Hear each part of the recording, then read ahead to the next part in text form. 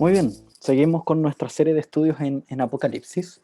Ya sabemos que el título de nuestra serie es Apocalipsis, esperanza futura para el tiempo presente, recordando que Apocalipsis es aquel libro que nos muestra ciertos elementos futuros, pero también nos muestra ciertos elementos de nuestra realidad presente, y cómo esas verdades van a traer esperanza a nuestro tiempo hoy en día y van a modificar nuestra forma de vivir en el presente. ¿Ok? Antes de eso, un pequeño resumen de lo que ya vimos. Primero, nosotros hablamos sobre balizas de lectura o balizas hermenéuticas o balizas interpretativas, que son lucecitas que debemos tener presentes siempre que leemos Apocalipsis. ¿Okay? Se están en el video anterior. Y también hablamos un poquito de la estructura, que era una de las balizas, recordando que el capítulo 1 al capítulo 3 habla de las 7 iglesias, habla de Cristo y las 7 iglesias. Capítulo 4 al capítulo 7, que es el que vamos a ver hoy día, son los 7 sellos y el pueblo de Dios. Capítulos 8 al 11, las 7 trompetas y el pueblo de Dios. Capítulos 12 al 14, la batalla celestial y las 7 voces. Capítulos 15 al 16, la alabanza del pueblo de Dios y las 7 copas. Y capítulos 17 al 19, la caída de los aliados de Satanás. Capítulos 22 al 22, la victoria de Cristo y de su pueblo. Entonces, también puede ser llamado el nuevo cielo y nueva tierra, donde se nos van a dar muchas más informaciones. Recordando que estos capítulos no se leen de forma secuencial, sino que de forma paralela y progresiva. Es decir, aquí se me cuenta la historia desde la primera venida de Cristo hasta la segunda venida de Cristo, desde una perspectiva más terrenal, una perspectiva más eclesiástica. Ya en el capítulos 4 al 7 se nos cuenta la misma historia desde la primera venida hasta la segunda venida, con algunos elementos a más, pero desde una perspectiva ya más celestial o espiritual, de los mismos eventos terrenales, pero mirado desde una perspectiva más celestial, más espiritual. Y así sucesivamente van a mostrar esta historia perfecta desde la primera hasta la segunda venida de Cristo, desde diferentes perspectivas. ¿Ya? Entonces vamos con lo que nos compete el día de hoy, que son los capítulos 4 al 7. Primero el capítulo 4. El capítulo 4 va a abordar más o menos 4 cositas, básicamente, que nos va a hablar simplemente del trono de Dios y todo lo que ocurre en torno de él, que en el fondo es mostrar quién es el que está sentado ahí. Entonces, ¿cuáles son estas verdades? Vamos al capítulo 4 de Apocalipsis. Dice así: después de esto, miré, y he aquí una puerta abierta en el cielo. Y la primera voz que oí, como de trompeta, hablando conmigo, dijo: sube acá y yo te mostraré las cosas que sucederán después de esto. Entonces, una invitación de alguien al apóstol Juan para ver ciertas verdades diferentes a las que ya había visto. Y al instante, dice el versículo 2, yo estaba en el espíritu, y he aquí un trono establecido en el cielo, y el trono uno sentado. Entonces, el trono para el Antiguo Testamento, para los Salmos, Salmo 9, Salmo 4, Salmo 7, etcétera, etcétera, es un lugar de juicio, es un lugar desde donde se establece todo lo que ocurre, y al mismo tiempo un lugar donde se enjuicia todo lo que ocurre. ¿Ok? Entonces, es interesante ver cómo lo primero que se roba la mirada de Juan es el trono de Dios, es precisamente el trono de Dios. Eh, Pudiendo ver todas las maravillas celestiales, pudiendo ver todas las majestuosidades del cielo, quizás algún ser querido que haya partido, lo que se roba su mirada no son aquellas cosas que quizás se robarían nuestra mirada, sino que es el trono de Dios. Eso apunta no a las capacidades de Juan de centrarse en Dios y todo lo demás, todo lo contrario. De hecho, el libro Apocalipsis va a mostrar varias veces cómo él intenta arrodillarse delante de ángeles, etcétera, etcétera, sino que busca mostrar la grandeza del trono de Dios, la, la, lo maravilloso y majestuoso que es este trono. Por eso majestad real es lo que nos muestra estos primeros 3 versículos. Y ahí se nos empieza a mostrar un poco el aspecto del que estaba sentado. De hecho, ahí debería ser majestad real del 1 al 2 y atributos de Dios del 3 al 7. Pero por ahora vamos a dejarlo así. Entonces, ahí se nos muestra el que estaba sentado en el trono. Se nos empieza a describir. Juan empieza a describir el que estaba sentado en el trono. Fíjense, versículo 3. Y el aspecto del que estaba sentado era semejante, o sea, no logra describir cómo era exactamente, sino que cositas que se le parecen, se le acercan a lo que es. ¿Y qué son? Era semejante a piedra de jaspe y cornalina, y había alrededor del trono un arco iris semejante en aspecto a la esmeralda. Estos colores son simbólicos. Recuerden que una de las balizas de interpretación, de lectura, es que la gran mayoría de las cosas son simbólicas y la minoría de las cosas son literales. ¿Y cuáles son esas cosas literales? Las explicaciones de las cosas simbólicas. En este caso, no tenemos la explicación propiamente tal, pero sí ciertos colores. Esos colores simbolizan cosas. Tenemos el color rojizo y el color verde. Eh, ¿Qué simbolizarían? Hoy en día existe el estudio de la psicología del color, las informaciones que pasan a nuestro corazón, los colores y todo lo demás. Y incluso hoy en día se permanece con el significado de ciertos colores. Por ejemplo, color blanco. Si nosotros imaginamos cosas blancas, de blanco va la novia, o el imaginario popular de aquello que es blanco, y transmite la idea de pureza, de algo limpio. ¿Ok? Em, y aquí ocurre algo semejante. El color rojo nos recuerda un poco la sangre, sufrimiento, dolor, quizás ira, fuego, algo que ataca, no es algo relajante. De hecho, en publicidad se utiliza mucho ese tema de los colores. Y si nosotros recordamos cadenas de alimentos como McDonald's, vamos a ver que es profundamente rojo. Hay muchos tonos rojos y rojizos, anaranjados y cosas así. ¿Por qué? Porque la intención es generar una incomodidad. La idea de ellos es poder ir, comprar los alimentos, estar sentado, comer lo más rápido posible y salir de ahí, por lo incómodo que es estar delante en un ambiente así tan cargado. No cargado a lo ley y súper loco, no, cargado en cuanto a color. Por otro lado, también se nos menciona el color verde, eh, que podemos también pensar en otra cadena de alimentos como es Starbucks. Starbucks tiene varios tonos verdosos, más opacos, más oscuritos, porque el propósito de ellos es un poco diferente. Ya no es que venga alguien, coma, se satisfaga y salga corriendo y después pueda llegar otro, sentarse, comer y salir para darle el paso a otro que pueda sentarse y comer. Sino que la intención de ellos es que tú puedas comprar tu café, sentarte, tomar tu café con calma, abrir tu MacBook, porque tiene que ser una MacBook, obviamente, si estás en Starbucks, sacarle una foto a tu café y postearla en Instagram, porque si no la posteas no pasó, y, y quedarte, y quedarte, y pedir otro café, y quedarte, y pedir otro café, y quedarte, y pedir un croissant, y quedarte, y así sucesivamente. Y pedir un latte, macchiato, no sé cuántito, obviamente chai y con leche sin lactosa, y todos los otros elementos, etcétera, etcétera.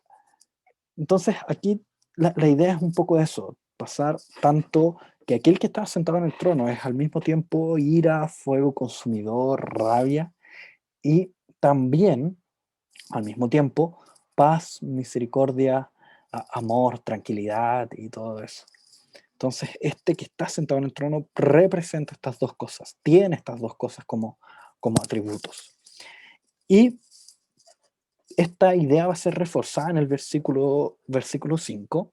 No es simplemente una locura de colores, sino que también es reforzada por otros símbolos, como si no les quedó claro con los colores, ahora vienen otros símbolos. Esa es la idea del texto. Ya, ok, yo entiendo que los colores puede ser incómodo, pero vamos con los otros símbolos que también representan exactamente lo mismo.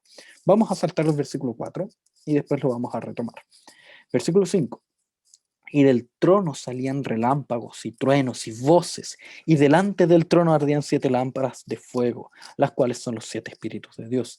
Y delante del trono había como un mar de vidrio semejante al cristal. Y junto al trono y alrededor del trono, 4 seres vivientes llenos de ojos, y de ojos delante y detrás. Entonces, fíjense, tenemos truenos, relámpagos, furor, rabia, ira, los 7 espíritus de Dios, y después paz, tranquilidad, el mar de cristal, todo calmo. un mar tan calmo que parece de cristal. Esa es un poco la idea. No pedazos de vidrio flotando y avanzando, no, eso no es la idea. Entonces, ¿cuál es la imagen que se nos muestra? Pensemos un poco, nuevamente, este texto imaginativo. Imaginación, como diría Bob Esponja, un gran poeta. Entonces tenemos fuego, rabia, ira, furor, algo que está entre medio, que son los 7 espíritus de Dios, y paz, calma, tranquilidad. Esos 7 espíritus de Dios, ¿qué son? Yo que yo sepa, Dios no tiene 7 espíritus, tiene uno. Bueno, el número 7 es un símbolo que representa algo completo, algo perfecto. Entonces, en estricto rigor sería el espíritu perfecto de Dios, que es el Espíritu Santo. Entonces, la única forma de que aquellos que merecían ira, furor, rabia, fuego consumidor de parte de Dios, reciban paz, misericordia y amor de parte de Dios, es por medio de el Espíritu Santo, del Consolador que enviaría Cristo. O sea, todos aquellos que tienen el Espíritu Santo viviendo en sí, entonces reciben este mar de cristal. ¿Ok? Eso es lo que separa la ira de la paz, el Espíritu Santo. Y también se nos mencionan 4 seres vivientes llenos de ojos delante y detrás. Esos 4 seres vivientes son mencionados después y tienen que ver con la adoración de la creación. ¿Por qué? Fíjense, el primer ser viviente era semejante a un león, el segundo era semejante a un becerro, el tercero era tenía rostro como de hombre, el cuarto era semejante a una águila volando. Y los 4 seres vivientes tenían cada uno 6 alas, alrededor de su trono estaban llenos de ojos y no cesaban de día y de noche decir, santo, santo, santo es el Señor Dios Todopoderoso. Aquí obviamente se adora la santidad de Dios, antes se adora la majestad de Dios. ¿Qué son estas cosas? Primero, son ángeles. Son ángeles, así como en Isaías se nos mencionan, en Isaías 6, si no me equivoco, se nos mencionan estos seres vivientes, sí, son ángeles, pero estos ángeles están representando a algo delante de Dios. ¿Y qué es eso? El número 4 es el número de la creación. Cuando se habla de los 4 puntos cardinales, los 4 vientos, etcétera, etcétera, hablan de la creación. Entonces, estos seres vivientes están representando al mundo creado sin contar al ser humano. ¿Ok? Entonces, como el mundo creado adora a Dios por lo que Él es, por lo que Dios es. Y ahí se da un carácter más humano a la creación. Extraño decirlo, pero se le da una personificación, hace cosas. Y no es raro, puesto que en Romanos 8 se nos habla de que la creación gime a una con dolores de parto, aguardando la revelación de los hijos de Dios. ¿Qué es eso? La creación está gimiendo delante de Dios, pidiéndole que por favor vuelva luego, ocurra su segunda venida, porque es ahí donde van a ser revelados los hijos de Dios. Se nos va a mostrar quienes sí son hijos de Dios. ¿Y por qué la creación hace eso? ¿Por qué gime? ¿Por qué aguarda? ¿Por qué espera ese momento? ¿Por qué espera con ansias ese momento? Porque en ese momento ella va a ser librada del pecado al cual fue cautiva por causa de la caída del ser humano. Recuerda que cuando el ser humano cayó en Génesis 3, la creación empezó a producir cardos y espinos. La creación ya no produce a la totalidad que debería producir. La creación está en sufrimiento por causa de eso y necesita ser librada y aguarda, anhela el día de la venida de Cristo. Y eso es un tremendo pape para nosotros, los creyentes, un tremendo, como se dice vulgarmente, un guate en la espalda, porque si la creación es aquella que anhela fervientemente la segunda venida, la creación, el perro anhela fervientemente la venida de Cristo, un gato anhela fervientemente la venida de Cristo, a pesar que los gatos sean bastante odiables, un árbol anhela la segunda venida de Cristo, y nosotros no lo hacemos con regularidad. Nosotros no anhelamos muchas veces la venida de Cristo. No existe ese anhelo presente. Es como, ok, que ocurra, pero no existe ese anhelo ferviente por la venida de Cristo. Esa nostalgia por ese evento que aún no ha ocurrido. Entonces eso ya muestra un poco cómo nuestros caminos no están por la vía correcta, por la senda correcta. Nuestras esperanzas, nuestro corazón no está siguiendo el camino adecuado. ¿Ok? Y después sigue este texto versículos 9 al 11, mostrando la adoración del pueblo de Dios. Cómo este pueblo de Dios se une a la creación en adoración. Porque dice, y siempre que aquellos seres vivientes dan gloria y honra y acción de gracias, siempre que estos seres vivientes que representan a la creación adoran a Dios, ¿qué ocurre? Y adoran al que vive por los siglos de los siglos, perdón, los 24 ancianos se postran delante del que está sentado en el trono y adoran al que vive por los siglos de los siglos y echan sus coronas delante del trono diciendo, ¿quiénes son estos 24 ancianos? Pensémoslos en dos grupos de 12. 12 para un lado, 12 para el otro, suman 24. ¿Dónde tenemos representados, dónde tenemos imágenes de grupos de 12 personas? No es muy difícil recordar las 12 tribus de Israel con los 12 hijos de Israel y los 12 apóstoles. Entonces, este grupo de 24 ancianos representa delante de Dios a toda la iglesia de Dios, a todo el pueblo de Dios, separados por un evento histórico, que es la venida de Cristo, la primera venida de Cristo. Entonces, todo el pueblo de Dios antes de la venida de Cristo, antes de la obra de Cristo, y todo el pueblo de Dios posterior a la venida de Cristo. ¿Ok? Esos son los dos grupos que forman uno solo, que es un solo pueblo, el pueblo de Dios. ¿Ok? Que simplemente están separados por un evento histórico, pero que en el fondo es el mismo pueblo. ¿Ok? Y este pueblo se une en adoración a la creación diciendo lo siguiente: Señor, digno eres de recibir la gloria, la honra y el poder, porque tú creaste todas las cosas y por tu voluntad existen y fueron creadas. Es decir, ellos miran la creación de Dios y en ese mirar la creación de Dios logran ver al Creador y adorarlo por lo que Él es. ¿Okay? También una forma de nosotros vivir en este mundo y actuar en este mundo, al mirar las potencialidades de la creación, al mirar cada uno de los elementos de esta creación, el poder adorar a Dios por quien Él es. Entonces, las veces que los fines de semana vamos de paseo a un parque, a una plaza, etcétera, etcétera, podemos contemplar la creación de una forma diferente, ya no adorando a las propias criaturas, sino que adorando al Creador, como también nos dice Romanos del 1 al 3. Muy bien, eso con el capítulo 4. Vamos con el capítulo 5, el león inmolado. Parece raro porque siempre escuchamos el cordero inmolado, pero aquí hay un juego de palabras súper súper lindo, súper interesante. Vamos con el capítulo 5. Dice, y vi en la mano derecha del que estaba sentado en el trono, que nosotros sabemos que es Dios, un libro, escrito por dentro y por fuera, sellado con 7 sellos. Y vi un ángel fuerte que pregonaba a gran voz, ¿quién es digno de abrir el libro y desatar sus sellos? Y ninguno, ni en el cielo, ni en la tierra, ni debajo de la tierra, podía abrir el libro, ni aun mirarlo. Y yo lloraba mucho porque no se había hallado a ninguno digno de abrir el libro, ni de leerlo, ni de mirarlo. Y uno de los ancianos me dijo, no llores. Entonces aquí tenemos lo primero, es la desesperación de la condenación. ¿Qué ocurre? Vemos la imagen, aquel que estaba sentado en el trono, que era semejante a piedras rojas y verdes, que era una figura resplandeciente, una figura incapaz de describir, una figura gloriosa y majestuosa. Tenía un libro en su mano, un rollo, que estaba con 7 sellos. Nuevamente, la idea del 7 es algo completo, perfecto, total. Entonces está completamente sellado, imposible de abrir. Entonces, aquí ocurre algo. Juan ve esta realidad de que este libro está totalmente sellado y se pone a llorar. Pero qué sensible Juan, debe haber estado muy viejito como para ponerse a llorar por un libro sellado. Eh, Básicamente, eso ocurre porque él entiende qué es ese libro.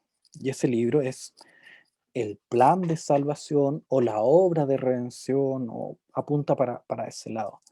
Entonces, ya que está completamente sellado, entonces la obra de salvación no puede ser realizada.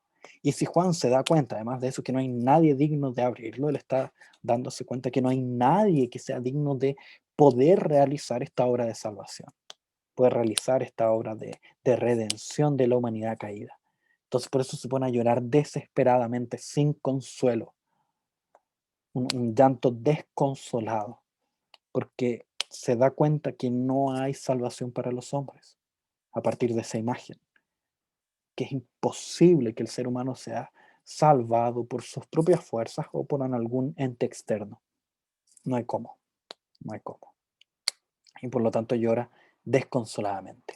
Pero es ahí donde el versículo 5 sirve de transición para el versículo 6 al 10 sobre la esperanza inesperada, donde se habla así. Versículo 5. Uno de los ancianos me dijo, no llores. He aquí que el león de la tribu de Judá, la raíz de David, ha vencido para abrir el libro y desatar sus sellos. Entonces fíjense nuevamente en el imaginario. Vemos a este Dios lleno de ira, lleno de furor, con su ira a punto de caer sobre la humanidad, donde él tiene un libro, donde en ese libro se establece una forma de redención, pero no hay nadie quien pueda desarrollarla, no hay quien pueda desenvolver este libro, no hay quien pueda abrir este rollo para poder desarrollar ese plan. Entonces Juan se pone a llorar desesperadamente. Y en medio de ese llanto desconsolado, llega uno de los ancianos, lo- la imaginación es como que le tocara el hombro y le dijera, oye, calma, sí, hay alguien, hay alguien que puede abrir ese libro. O sea, hay esperanza. Es el león de la tribu de Judá quien puede abrir ese libro y desatar cada uno de sus sellos. Y es ahí donde uno se imagina a Juan parándose inmediatamente, el mismo Juan que estaba de rodillas llorando desconsolado, casi pegándole combos al suelo de la desesperación, de la incapacidad presente, se para de un salto y empieza a buscar entre todas esas imágenes que se nos presentan al león de la tribu de Judá, esa figura majestuosa que puede librarlo de la condenación, que puede librarlo de la muerte, de esa desesperanza, de ese sufrimiento que tiene ardiendo en su corazón y que lo tiene destruido. Y es ahí donde empieza a buscar desesperadamente y de repente entre medio de un montón de gente, quizás gente que se separa, podemos ver la figura de un cordero como inmolado. Fíjense lo que dicen los versículos en adelante. Versículo 6. Y miré y vi que en medio del trono y de los cuatro seres vivientes y en medio de los ancianos estaba en pie un cordero como inmolado, que tenía 7 cuernos y 7 ojos, los cuales son los 7 espíritus de Dios enviados por toda la tierra. Entonces vemos como este Juan que busca desesperadamente la figura del cordero, del león por todos lados, de repente ve un cordero y más encima un cordero como apaleado, un cordero como muerto, a medio morir saltando, quizás cojeando y lleno de sangre. Y es ahí donde él se da cuenta que este cordero tiene 7 cuernos. La idea de los cuernos para el pueblo judío tienen que ver con poder. Y de hecho para nosotros mismos, si nosotros vemos un alce, que no, obviamente no lo vamos a ver acá, pero si algún día viajamos a Canadá y vemos un alce, una figura gigante con esos cuernos, esas osamentas enormes, nos va a dar un poco de miedo. O si vemos algún toro también con esos cuernos y esa musculatura, nos va a dar un poco de miedo esperar, especialmente si empieza a bufar delante de nosotros, peor todavía. Entonces, es una figura completamente poderosa, tiene todo el poder para sí. Y al mismo tiempo se nos mencionan los 7 ojos y se nos muestra qué significan esos 7 ojos y se nos dice que son los 7 espíritus de Dios, que nosotros ya sabemos que son, que es el Espíritu Santo.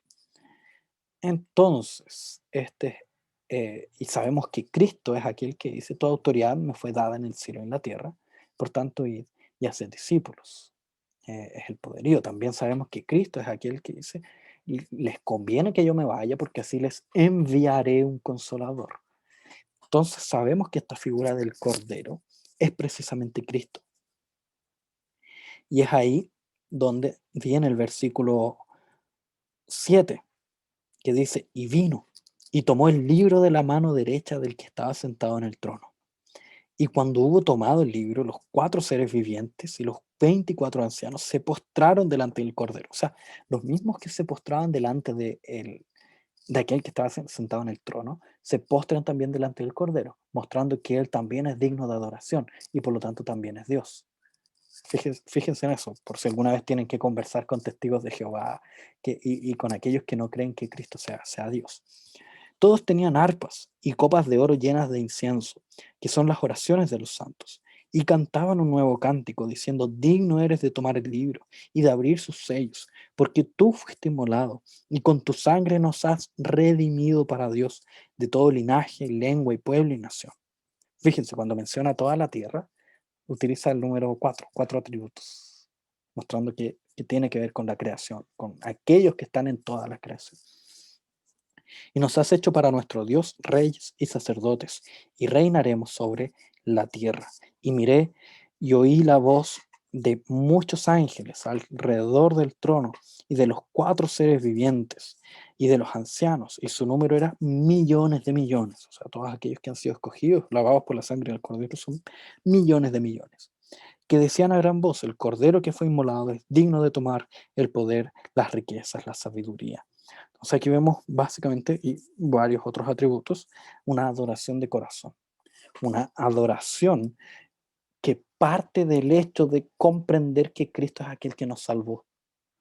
O sea, mi primera adoración no es por las bendiciones que yo recibo en mi día a día, no es por las bondades de Dios en favor mío, por las cosas que ha logrado, por las cosas que yo he logrado, sino que la primera adoración que debe estar en mis labios es el hecho de Cristo haberme salvado. Y antes, si nosotros consideramos el capítulo 4, es el hecho de Dios ser Dios, de ser quien Él es.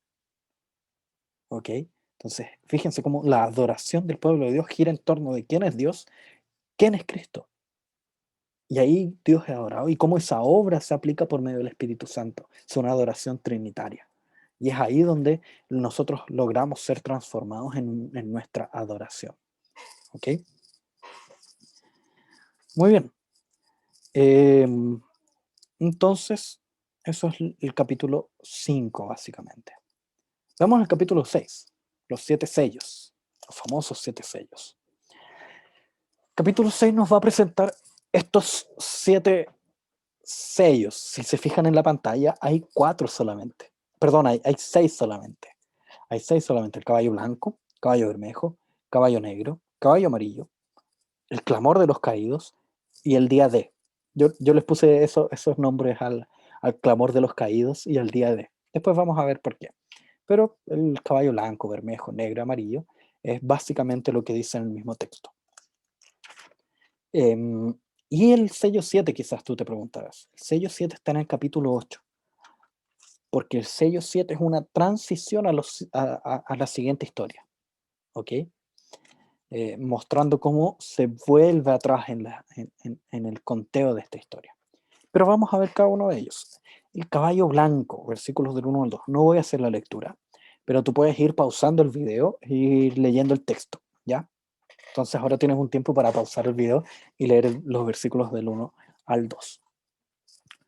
Muy bien, entonces, ¿qué es el caballo blanco? El caballo blanco se nos menciona primero su color. Está de pelo grullo. ¿Qué es el caballo blanco? Hay quienes han dicho que es Satanás, hay quienes han dicho que es la iglesia, hay quienes han dicho que es Cristo, y hay quienes decimos que es el Evangelio. ¿Ok? Primero, la idea de Satanás.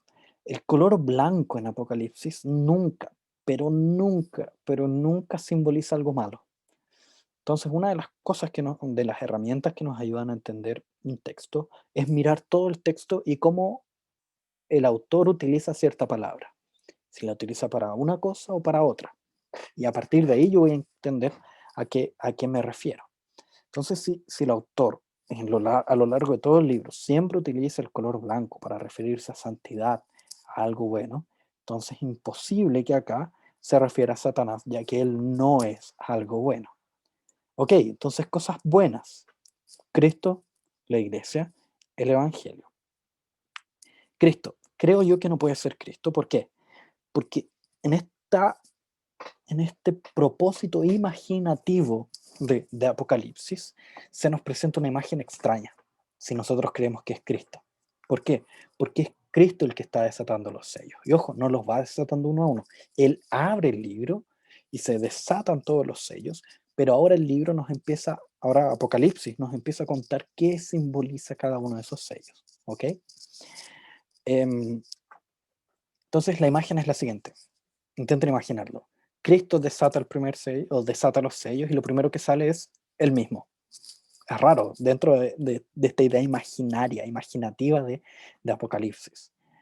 Entonces, otra cosa que se puede decir, pero es que más adelante, en los capítulos 18, 19 o 21, por allá, se habla de un caballero, un caballo blanco, que anda en un caballo blanco y que tiene algo escrito en su muslera y tiene una espada que sale de su boca y nosotros sabemos que él es Cristo, claramente es Cristo. Ya, ok, son muy semejantes, pero el arma es diferente y el caballero también es diferente. Entonces tenemos un caballero que es un poco diferente, no se nos menciona la muslera con una escritura ahí, tampoco se nos menciona que tenga una espada en la boca, sino que tiene un arco y que sale venciendo para vencer. Entonces no es Cristo, aparte esta idea imaginativa que haría fea, que haría rara para el libro. Entonces puede ser o la iglesia o el evangelio, ¿ok? La iglesia triunfante es muy probable que sea la iglesia, que es una representación de la iglesia, y como la iglesia, a partir de la obra de Cristo, es vencedora, sale venciendo y para vencer, ¿ok? Em, pero, eh, al mismo tiempo, creo yo, eh, que hace más alusión al evangelio. Pueden ser estas dos cosas mezcladas incluso, pero creo yo que hace más referencia al Evangelio, puesto que nosotros vemos a lo largo del libro de los Hechos, de la historia del pueblo de Dios, cómo la iglesia es aprisionada y perseguida. Y sí, es victoriosa, pero nosotros vemos en Pablo cómo él presenta que a pesar de sus derrotas, eh, lo que siempre es vencedor es el mensaje del Evangelio. ¿Ok? Entonces, a pesar de que él esté en prisiones, él dice que el mensaje del Evangelio continúa corriendo, continúa siendo predicado, continúa avanzando, continúa venciendo y para vencer. Entonces, puede ser o la iglesia, que nosotros sabemos que somos más que victoriosos en Cristo, o puede ser también el mensaje del Evangelio, y cómo este mensaje sale venciendo desde la venida de Cristo, donde Cristo dice, toda autoridad me da en el cielo y en la tierra, por tanto id y haced discípulos, la idea de predicar el Evangelio, y básicamente eso, ese Evangelio sale venciendo y para vencer. Es importante que este sea el primer caballo. ¿Por qué? Porque quiere decir que a lo largo de todos los otros sellos, este es el que está predominante. O sea, en la medida que los otros sellos van siendo abiertos o van siendo mostrados, desplegados, este sello está siempre presente. La predicación del Evangelio siempre está presente. O la victoria de la iglesia está siendo presente. ¿Ok? Siguiente caballero. Nuevamente tienes pausa para leer el versículo. Y ahora, versículos 3 al 4 nos mencionan el caballo bermejo o rojizo,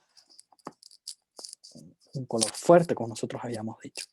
Y él tiene el poder de quitar de la tierra la paz.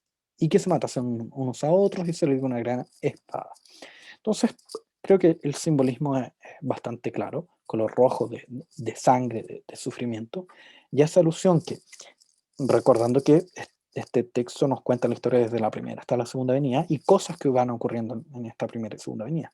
Entonces, entre la primera venida y segunda venida de Cristo está la predicación victoriosa del Evangelio, pero también está este mundo sin paz, ¿ok? Puede ser una alusión a guerras que van a ocurrir a lo largo de todo este periodo, puede ser, pero también apunta a la falta de paz en todas las relaciones del ser humano, tanto la relación con Dios, como la relación con su prójimo, como la relación con la creación, como toda la paz, el shalom con esas tres relaciones del ser humano están quebradas. Entonces la relación con el prójimo, la relación consigo, perdón, la relación con Dios, la relación consigo mismo y el prójimo, la relación con la creación, todas esas áreas están quebradas de paz, están faltas de paz, de una relación armónica y perfecta. Caballo negro, versículos 5 al 6. Ahora puedes leerlo, puedes dar una pausa para leerlo. Muy bien, entonces vemos cómo este caballo negro y del que lo montaba se le dio una balanza, donde él dice que hay ciertos instrumentos, ciertos elementos que tienen un valor, un denario, y otros elementos tienen otro valor, no son dañados por este valor tan exacerbado. ¿A qué nos referimos con este valor exacerbado? Voy a tomar la calculadora. Es básicamente lo siguiente, él dice ciertas libras de harina por un denario, 2 libras de trigo por un denario, y cosas así, pero no dañes el aceite y el vino. Entonces, ¿qué quiere decir esto? Piensa en lo siguiente, un denario es el sueldo de un día de trabajo. Entonces imaginemos a precio de hoy, a alguien que gana 500.000 pesos al mes. Entonces serían 500.000 dividido por 24, que es la cantidad de días que se trabajan en un mes sin contar fines de semana, y 24 es igual a 20.800 pesos. O sea, una persona que gana 500.000 pesos gana aproximadamente 20.800 pesos por día, líquido, hablemos en líquido. Entonces, ¿qué se está diciendo acá? Que si tú vas al supermercado, un kilo de harina, o un poquito menos en verdad, medio kilo de harina, te debería costar 20.000 pesos, 21.000 pesos. Extraño, ¿cierto? Una inflación absurda en lo económico. Entonces, ¿qué quiere decir esto? Como estos instrumentos mencionados, que son el trigo, la cebada y todo más, son alimentos de pobre, que el pobre necesita para alimentarse. Y cómo estos se ven afectados por esta inflación. Y cómo el aceite y el vino, que eran más cercanos a aquellos de mayor poder adquisitivo, no son alcanzados por esta inflación. ¿Ok? ¿Qué quiere decir esto? ¿Es una especie de evangelio social y todo lo demás? No tan así, porque debemos darnos cuenta quién era el pobre al que se está refiriendo. El pobre al que se refiere es aquel precisamente al que está dirigida la carta. ¿Por qué? Porque estamos hablando de creyentes convertidos del mundo greco-romano, principalmente. También algunos dentro del mundo judío, pero principalmente dentro del mundo greco-romano. Entonces, en el mundo greco-romano existía la idea em, de los gremios. ¿Qué es esto? Un pescador se une al gremio de los pescadores, pero este gremio no era solo una agrupación buscando beneficios para los trabajadores del área, sino que se agrupaba en torno de un dios. Esa es la función del gremio en aquel tiempo, agruparse en torno de un dios, el dios de la pesca o el dios de los mares. Entonces ellos se agrupaban en torno de la adoración a este dios para que les fuera bien en su labor y al mismo tiempo, a partir de ahí se establecían relaciones comerciales, ¿ya? Entonces imagínense a alguien que vive en ese contexto, alguien que adora a este Dios, que trabaja gracias a este Dios, que al mismo tiempo establece relaciones comerciales en torno de la adoración dada a este Dios y todo lo demás. Entonces ahora imaginen que esta misma persona, este mismo personaje, se convierte al Evangelio. ¿Él puede continuar adorando a este Dios? ¿Puede continuar trabajando en torno a este gremio? Claramente no.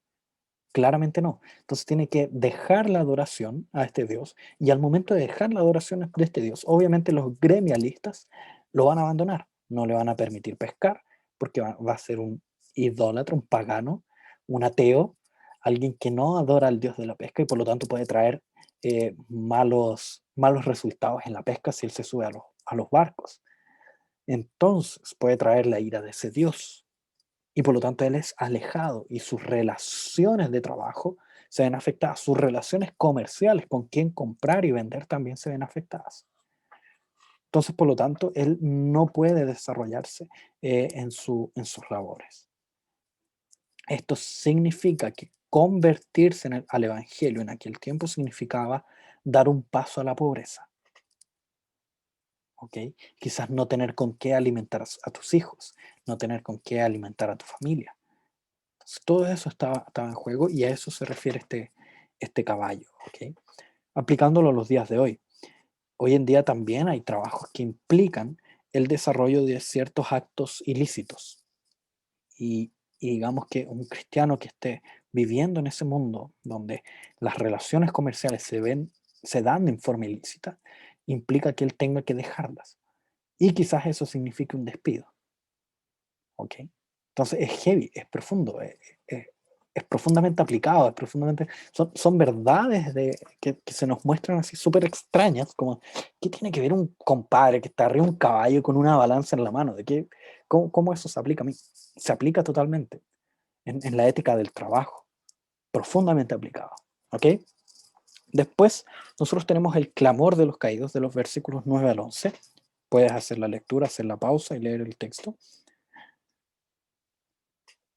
Muy bien, entonces versículos del 9 al 11 hablan del clamor de los caídos. ¿Por qué de los caídos? Porque a aquellos que mueren en batalla se les dice los caídos en batalla. No es que hayan caído de la gracia ni nada de eso, es la idea de caídos en batalla. Entonces, ¿qué se nos menciona? Se nos dice que este sexto sello habla de, perdón, este quinto sello habla cómo aquellas almas que habían sido muertas por causa de la palabra de Dios, o sea, aquellos hermanos que habían partido, que habían sido asesinados por causa de predicar el Evangelio, y por causa del testimonio que debían dar, testimonio refiriéndose al mensaje entregado por Cristo a su vida, la vida de Cristo. Ese es el testimonio, no lo que uno hace o deja de hacer, en este caso. En este caso ese es el testimonio. Clamaban a gran voz, ojo, ellos están muertos, están clamando. Entonces uno dice, oye, pero no que el cielo es un lugar de paz y tranquilidad. Sí, lo es. Y este clamor no es precisamente un clamor de sufrimiento propiamente tal, sino que es un clamor en tono de un anhelo desesperado, un anhelo ardiente, un anhelo ardiente. ¿Cuál es ese anhelo ardiente? ¿Hasta cuándo, Señor, versículo 10, Señor, santo y verdadero, no juzgas y vengas nuestra sangre en los que moran en la tierra? ¿Cuándo va a ocurrir eso? El juicio en la segunda venida de Cristo. Entonces el clamor de estos hermanos es porque ocurra luego la segunda venida de Cristo. Entonces, es un mensaje también para los que no han partido todavía. Se les dice, mira, tú perdiste a tu hermano en la fe. Tú perdiste a tu familiar, tú perdiste a tu papá, a tu mamá, a tus hijos. Tú has perdido seres entrañables y muy queridos y lo único que quieres es abrazarlos nuevamente. Los has perdido por la causa del Evangelio. Pero calma, Él está clamando, Él está pidiéndole a Dios que vuelva, que ocurra esta segunda venida para terminar con la maldad de este mundo. Y se le informa más todavía, que a estos hombres se les dice, y se les dieron vestiduras blancas, y se les dijo que descansasen todavía un poco de tiempo, hasta que se completara el número de sus consiervos y sus hermanos, que también habían de ser muertos como ellos. Es decir, se les menciona a estos hermanos que aún no han partido, que sus seres queridos que ya murieron, a los caídos en batalla, en combate, en el combate de la fe, ellos están ahora con vestiduras blancas, están llenos de santidad, de la santidad de Dios, y están delante del trono, y están en la presencia del Cordero, disfrutando del Cordero, pero aguardando que nosotros también suframos los embates de la caída, perdón, los embates del pecado, los embates de los perseguidores, que nosotros también muramos por causa de nuestro testimonio, de nuestro predicar el Evangelio, que se complete el número de los creyentes, ¿ok? Y el último sello que se menciona, que es el sexto, versículos 12 al 17, puedes hacer la lectura si quieres. Versículos 12 al 17 nos hablan del día D. El día D. En la historia se habla del día D, haciendo alusión a la Segunda Guerra Mundial, al desembarco de Normandía. Ese es el día D, en el día que se plantea la victoria del grupo aliado en contra del eje. Pero nosotros sabemos que la Segunda Guerra Mundial continuó con escaramuzas, con batallas y todo lo demás por lo menos un año más. Entonces nosotros tenemos desembarco en Normandía que marca la victoria del grupo aliado, pero después siguen habiendo batallas, siguen habiendo luchas, siguen habiendo escaramuzas de parte del eje, etcétera, etcétera. Aquí ocurre más o menos lo mismo. Aquí se nos menciona este evento donde el pergamino se desenrolla, perdón, el pergamino se enrolla, donde hay una ira, un furor y todo lo demás, donde está el miedo de los poderosos que se esconden, donde cayeron sobre la tierra una serie de estrellas como la higuera y todo lo demás. Todo esto apunta a la muerte de Cristo, a la muerte de Cristo. Y cómo en ese evento, ese es el día D, marca la derrota de los enemigos, pero que aún se está esperando, aún están las escaramuzas, aún están las escaramuzas. Y por eso se dice, ellos dicen, piden a los montes que caigan sobre ellos, porque la ira del Cordero ha llegado, y el gran día de su ira ha llegado, y ¿quién podrá sostenerse en pie?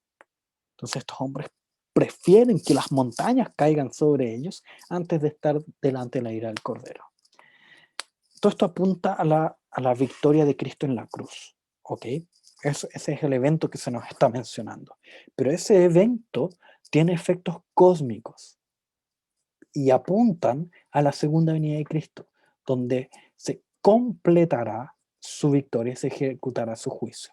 Por eso hablamos del día D, y después viene el día E de la venida. Pero esto ya está marcado, este juicio ya está marcado en el día D. Así como la victoria de los aliados en Normandía está marcada, ya sellada, pero aún así continúan escaramuzas a lo largo de este año a seguir. Entonces, eso con el capítulo 6. Capítulo 7. Los 144.000 sellados, del versículo 1 al 8, y la gran multitud del 9 al 17. Todo el capítulo 7 habla del pueblo de Dios. Ahora puedes leer versículos del 1 al 8 si quieres, y puedes dar pausa al video y seguir leyendo del 1 al 8. Bien, entonces, capítulos del 1 al 8, perdón, versículos del 1 al 8, nos hablan de cómo eran de una tribu 12.000, de otra tribu 12.000, de otra tribu 12.000 y todo lo demás, y menciona al final las 12 tribus de Israel. Perdón, que necesito conectar el computador. Las 12 tribus de Israel.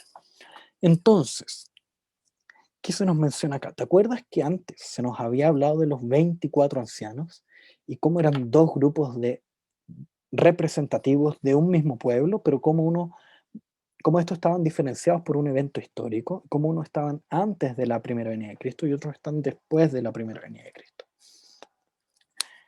Aquí se está representando, por medio de estos 144.000 sellados, a aquellos que están antes de la primera venida de Cristo, que todo el pueblo de Dios previo a la primera venida de Cristo. ¿Ok? Y versículos del 9 al 17, puedes hacer pausa y leer los versículos. Versículos del 9 al 17 nos hablan de este pueblo de Dios, pero posterior a la primera venida de Cristo. ¿Ok? Si te fijas, hay una diferencia. Hay una diferencia entre ambos. ¿Cuál es esa diferencia? La primera.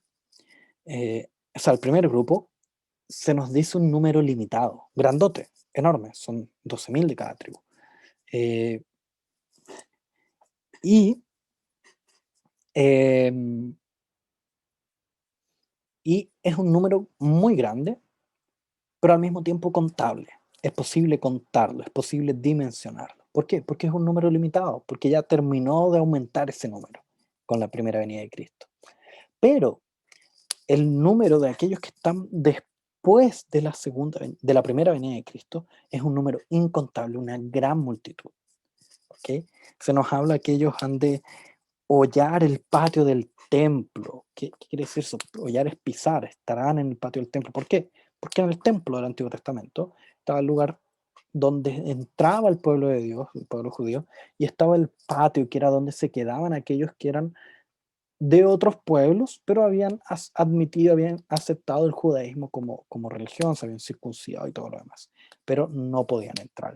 Y por eso después nosotros vemos unos eventos de unificación, pero por eso se refiere a, a este pueblo. Y en el versículo 14 se nos explica con más detalle quién es este pueblo y se nos dice, yo le dije, Señor, tú lo sabes, porque uno de los ancianos le preguntó y dijo, ¿quiénes son estos que están vestidos de ropas blancas, que son santos? Los que han salido de la gran tribulación y han lavado sus ropas y las han emblanquecido en la sangre del Cordero. ¿Ok? Entonces fíjense cómo estos que han salido de la gran tribulación son básicamente la gran tribulación, el periodo que va desde la primera venida hasta la segunda venida de Cristo. Esa es la gran tribulación. Y los que han salido de todo este periodo, o sea, todos los hijos de Dios desde la primera venida de Cristo.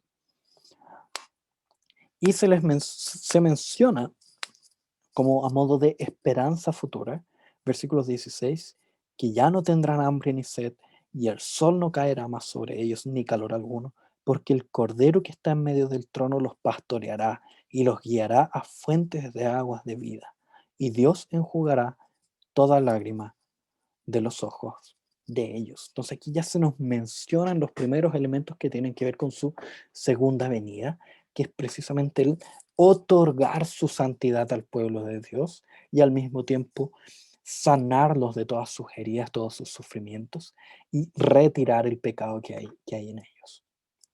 Eso es esta primera sección, perdón, esta primera sección después de haber estudiado las 7 cartas, o sea, ya la segunda sección de Apocalipsis, recordando la primera es del 1 al 3, ahora la segunda es del 4 al 7, ¿ok? Entonces vamos a orar para terminar. Si tienen dudas, puedes enviarlas al Instagram de Misión Reforma, @Misión Reforma, y ahí vamos a estar respondiendo tus dudas, ya sea por medio del podcast o directamente por medio del DM, ¿ok? Oremos para terminar y que Dios nos ayude a absorber estos conocimientos y también ponerlos por obra en nuestra vida y que este hecho de absorber y colocar por obra nos ayude a amarlo más. Démosle, oremos. Amado Dios, estamos delante de ti, agradecidos, Señor, por tu amor, tu misericordia, tu gracia, Señor, y te pedimos, oh Padre, que tú nos ayudes a comprender esta gran cantidad de texto que hemos leído el día de hoy, y no solo comprenderla, sino que también guardarla en el corazón, Señor. Y que ese guardar en el corazón signifique colocarlo por obra en nuestra vida y también amarte más a ti, Señor. Por favor, ayúdanos a vivir para tu gloria. En el nombre de Cristo Jesús oramos. Amén. Muy bien, hermanos. Nos vemos el próximo domingo, 16 horas, Misión Reforma. Y Dios nos bendiga.